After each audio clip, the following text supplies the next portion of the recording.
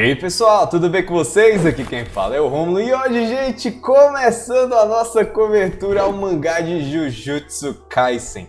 Caso você não saiba, nós temos aqui uma lista de reações dos episódios do anime e eu não consegui me segurar e acabei devorando a obra, né? E aí, acompanhei até o capítulo atual e estamos hoje aqui para fazer a primeira leitura do capítulo 145 de Jujutsu Kaisen. Então, gente, o que aconteceu no capítulo passado?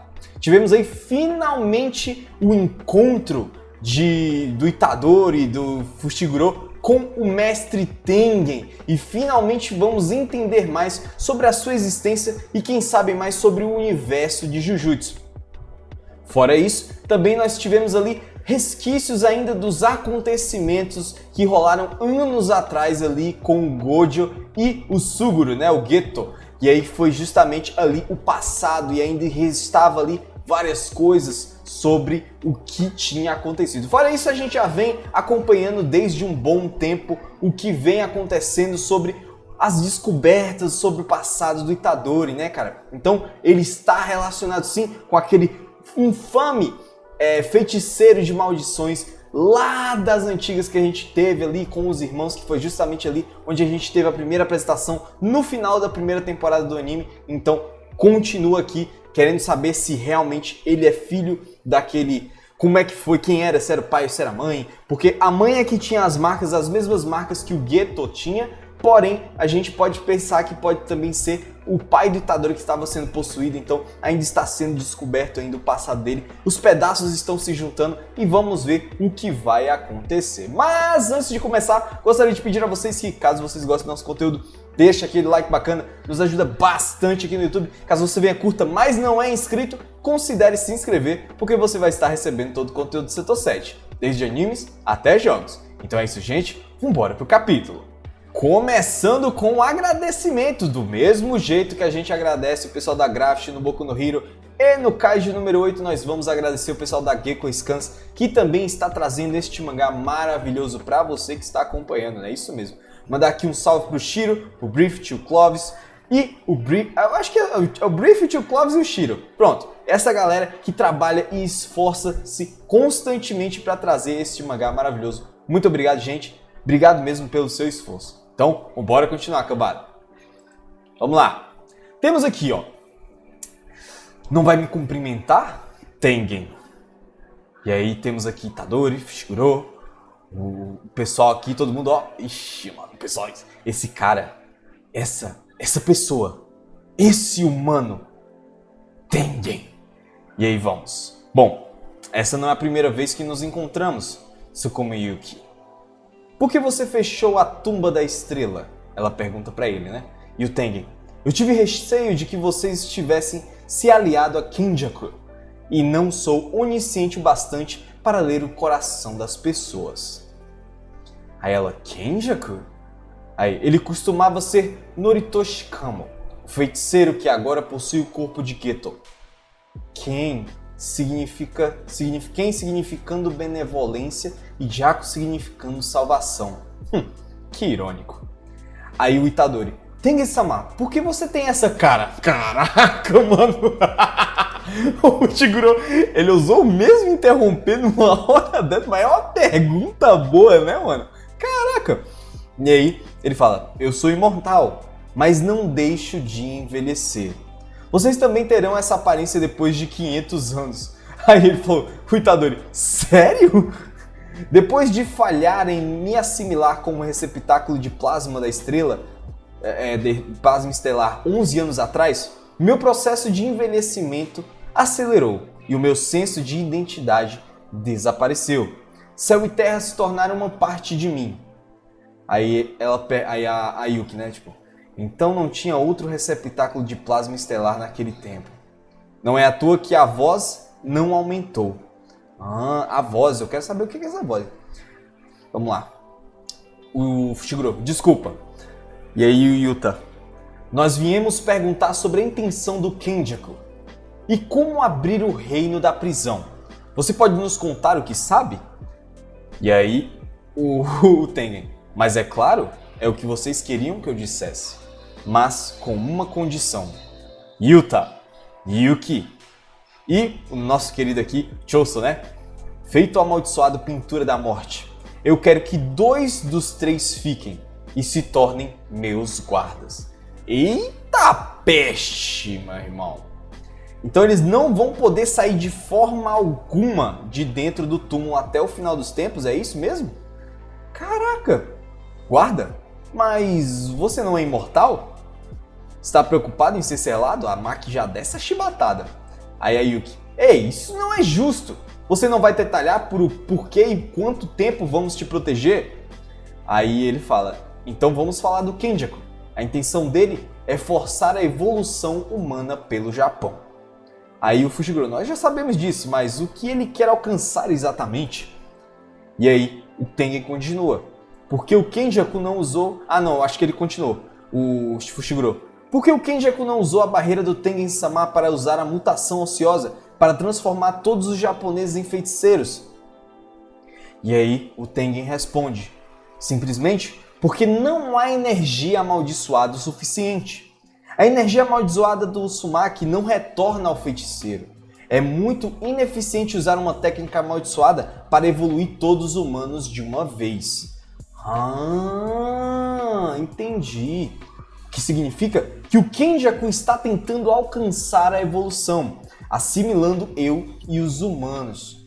Ah, então ele quer assimilar as pessoas em vez de transformar como ali o plano pensado, o plano inicial, né? Aí o Itadori, mas assimilação não é tipo... só pode ser feito com um receptáculo de plasma estelar? Isso é o Fushiguro, só pode ser feito com plasma, um receptáculo, né? E aí o Tengen, esse é o caso do meu eu do passado.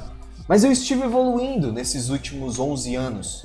Agora, não é impossível assimilar com outro sem ser o receptáculo de plasma estelar. Aí, mas não tem só você? O Choso perguntou.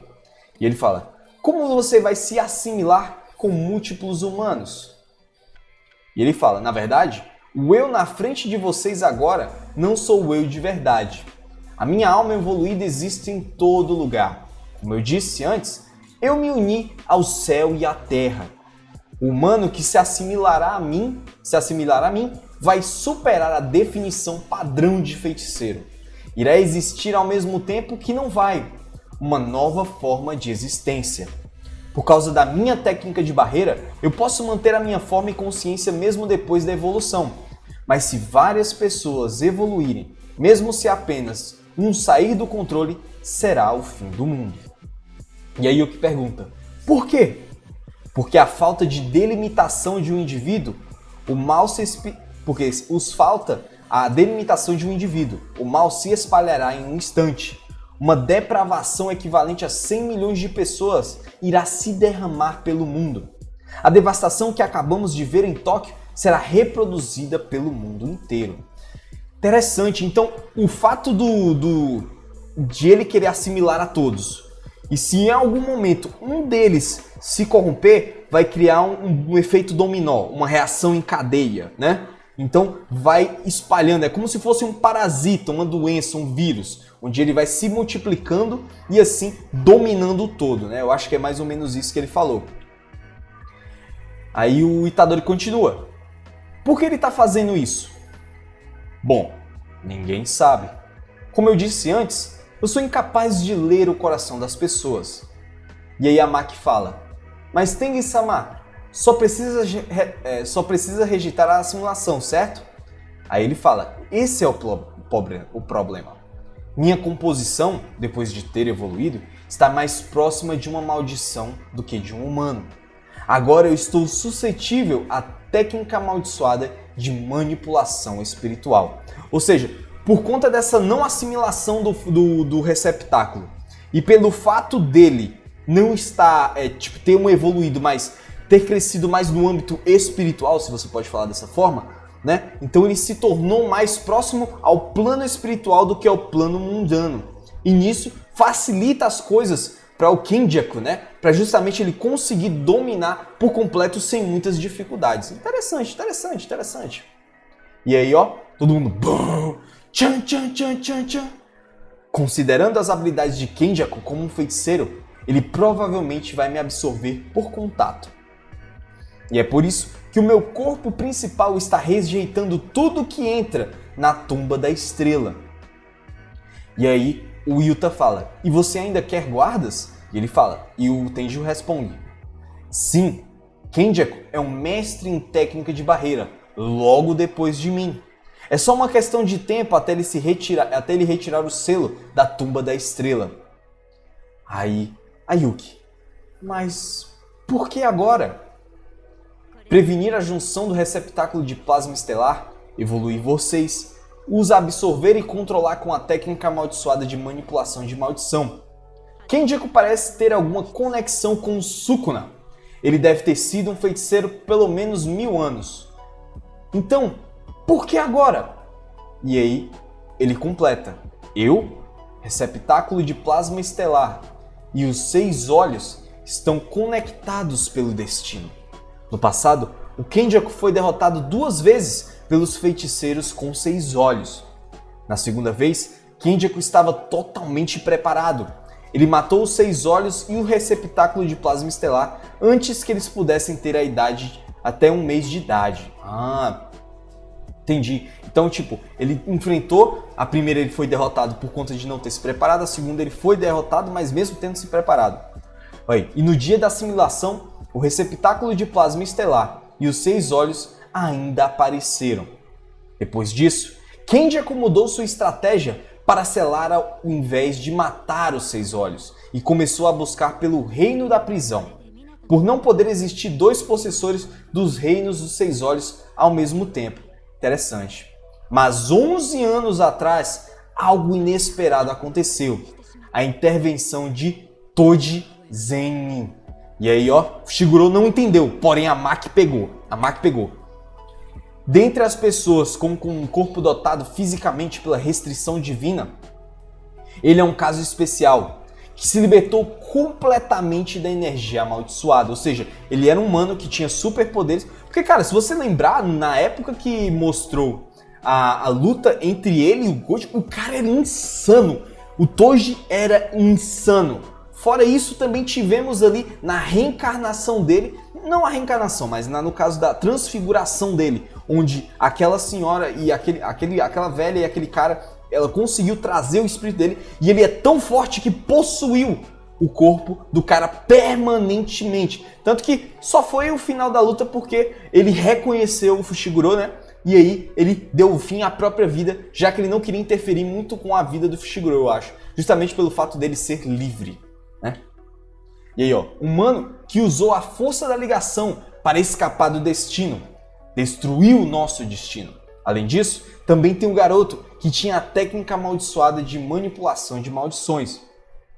Involuntariamente, todas as peças que não eram o reino de prisão se reuniram.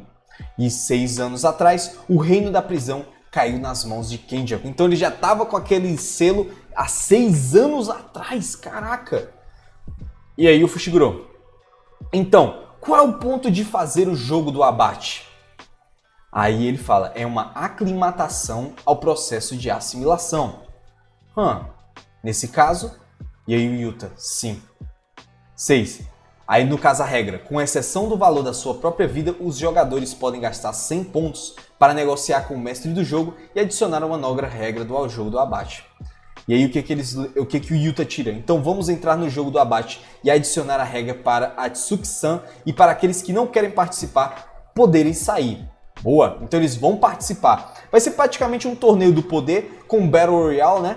Cara, me lembra muito o Battle Royale, o mangá, não sei se vocês já viram. Muito bom por sinal. Gore pra caramba, né? É um seinen, então se você quiser ler, leia, é muito bom. Então vai ser mais ou menos uma mistura do torneio do poder com o torneio das trevas, né? Do Yu Yu Hakusho, com também, no caso, o Battle Royale do mangá. Então o legal é que eu acho muito interessante o fato do Giga ter muita inspiração nessas obras, que ele constantemente faz referências, isso é muito bacana. E principalmente gera essa narrativa muito mais engajante, porque ele usa elementos já conhecidos por nós. É muito bacana isso. Também podemos ajudar a libertar o Gojo Sensei. Ele consegue resolver tudo sozinho. E aí o Itadori manda real. Tengen-sama. Aí ele fala, antes disso, decidam quem vai ficar para trás. Ah, então ele, antes dele terminar a sequência de coisas, ele, ó, quem é que vai ficar? Eu. Oh, Choso e Yuki. Não, Choso, tem certeza? Yuji precisa da ajuda do Okutsu ou dessa mulher. Se o Noritoshi Kamo, Kenjaku, vier atrás de Tengen, então esse é o mais um motivo para eu ficar. Porque matá-lo é a salvação dos meus irmãos. Ah, interessante. Então, ele meio que juntou o útil ao agradável, né? O Choso queria matar ele, mas ao mesmo tempo ajudar o Itadori, né? Então, muito bacana. E aí, ó. E eu ainda preciso falar com o Tengen. Tudo bem, Okutsu-kun? Ah, no caso ela quer continuar conversando para entender mais. Eu acho que a Yuki vai vir com um plano que vai poder talvez salvar o negócio, viu, no futuro, gente. Aí ele, sim, e eu não quero ficar longe de todo mundo de novo. O Okutsu aí. Aí, obrigado. E isso é o que vocês precisam para liberar Satoru Gojo. O fundo do reino da prisão. E aqui ele puxa, ó, de uma dimensão, essa relíquia, que é muito semelhante ao reino, né, da prisão, porém parece que os olhos é tipo como se fosse um costurado. Lembra muito o mesmo padrão que o Kenjaku tá utilizando na cabeça, né? Mas muito interessante. Ou seja, o fundo do reino da prisão. Talvez seja lá um vazio que possa assimilar o reino da prisão assim que ele foi descartado, ou uma forma de acessar o que está acontecendo lá dentro. Não sei. Ele diz o fundo? No caso, o Fushiguro. E aí, a Yuki. É a primeira vez que ouço isso. Aí, o Yuji. Significando a porta dos fundos? Aí ele, sim. Antes de ser encontrado por Kenjaku, o reino da prisão estava fora das minhas barreiras. Provavelmente no exterior. Ah, mas, macho, o mais interessante é o fato que Jujutsu está constantemente dando pistas sobre o mundo fora do Japão, né? Porque todo mundo, Jujutsu é só no Japão. Não, eles vêm dando essa pista, tanto que o Itadori, eu acho que não foi o Itadori não, acho que foi o Yuta que falou em capítulos passados que se isso acontecer seria o fim da Era dos Homens para o Japão. Eles sempre informam aqui, entendeu? Então, eu selei o fundo para suprimir a presença da frente, mas que parece isso foi inútil. Satoru Gojo também está selado atrás dessa porta traseira. Então, aí o Itadori, espera, então é só abrirmos isso? Aí diz, não. A pessoa autorizada a abrir ou fechar isso ainda é quem possui a porta frontal, Kenjaku. Se nós quisermos forçar a abertura da porta dos fundos, nós iríamos precisar ou da espada invertida do céu, que força o deslocamento das técnicas, ou a corda negra, que codifica e combate as técnicas. A corda negra, ela foi utilizada por aquele xamã, cara, aquele feiticeiro que o Geto utilizou, que era tipo, essa corda foi feita há muito tempo, então ela ia se quebrando aos poucos, né? E a espada, que foi justamente a espada invertida que era utilizada pelo Toji, né, mano? Então, muito interessante como tudo tá se conectando. Muito interessante mesmo. E aqui, o Itadori continua. O Tengen, meu Deus do céu. No entanto, a espada invertida do céu foi selada no exterior ou destruída por Satoru Gojo 11 anos atrás. Aí o Itadori, o que você fez, sensei? E a corda negra foi completamente apagada por Satoru Gojo no ano passado. Aí nossa, então não é aquela corda. Sabe o que esse cara tá fazendo? Ou seja, o Gojo, infelizmente, quebrou todas as... Como eles conseguiriam acessar isso? Então eles precisam de alguma coisa? Aí justamente é aquele cara, eu estava na África, o Yuta perguntando, né, falando, eu estava na África buscando pelo resgate da corda negra com o Miguel. Então é por isso que você estava no exterior, no caso o Fushiguro ele, mas no fim da viagem foi um desperdício. Porque eles se juntaram ao Geto, né? Aí a Yuki, tem outro jeito? E ele falou, sim. Um dos jogadores participantes do jogo de abate é uma feiticeira de 1000 anos atrás. que se autodenomina a Anja. Interessante. A técnica dela é capaz de cancelar todas as técnicas. Jogadora do jogo do abate, Kurusu Hana.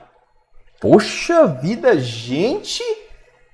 Que capítulos, nossa, cheio, completo. Então vamos discutir aqui de forma bem tranquila e bem rápida o que podemos tirar desse capítulo de Jujutsu que veio recheado de coisas sobre o universo. Vamos começar aqui, ó, voltando aqui para o comecinho. A gente descobriu primeiramente o nome do nome verdadeiro, né, do Kano, né, que é justamente mano, eu falei o Kenjaku, eu passei o nome do cara todo de falando e eu esqueço agora, o Kenjaku.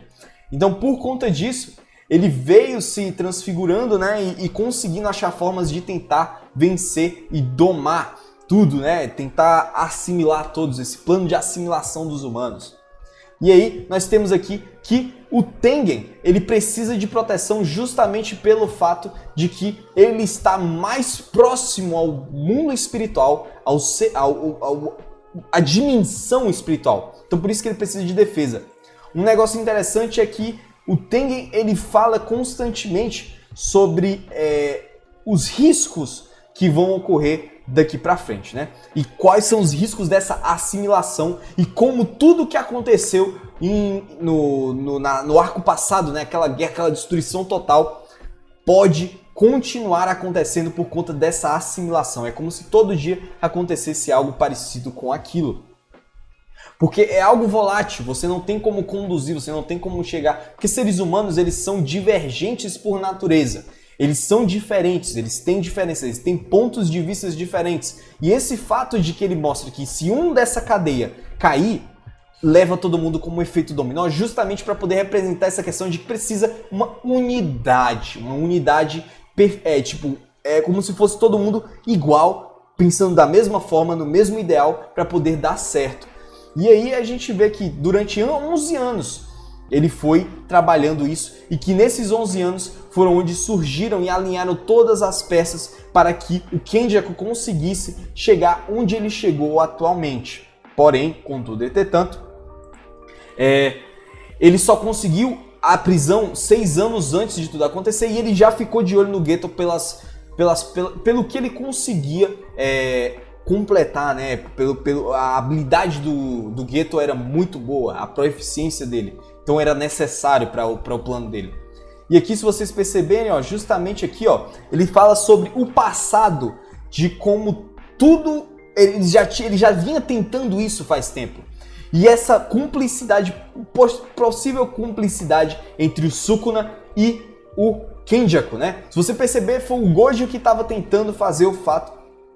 O Geto estava tentando fazer essa questão de tentar recrutar o Sukuna e selar. Porque ele percebeu que quando você mata o portador, é como se fosse o próprio destino fosse se reescrevendo e avançando. Então, por conta disso, voltava tudo aquilo que ele tentava eliminar, voltava, porque era como se fosse uma forma do universo se balancear.